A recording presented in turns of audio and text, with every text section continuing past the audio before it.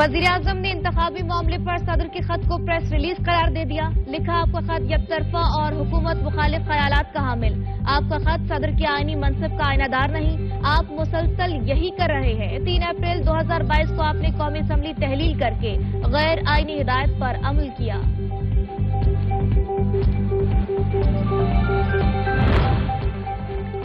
मरियम औरंगजेब ने इमरान खान के जलसे को नाकाम करार दे दिया। वफाकी वजीर की प्रेस कॉन्फ्रेंस, कहा, खौफ के बुत तोड़ने वाले ने बुलेट प्रूफ कंटेनर में खिताब किया।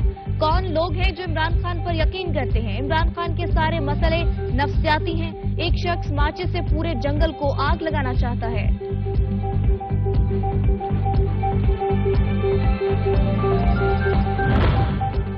चेयरमैन तहरीक इंसाफ इमरान खान की कल इस्लामाबाद पेशी। लाहौर में जमान पार्क में मुशावरती इजलास बुला लिया। इजलास में पार्टी की मरकजी क़यादत और कानूनी टीम शरीक होगी।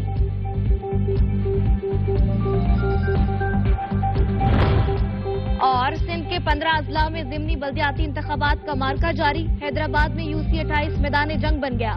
जाले और खिलाड़ी लड़ पड़े। जैकबाबाद में झगड़े पर 4 पोलिंग स्टेशन पर पोलिंग रुक गई।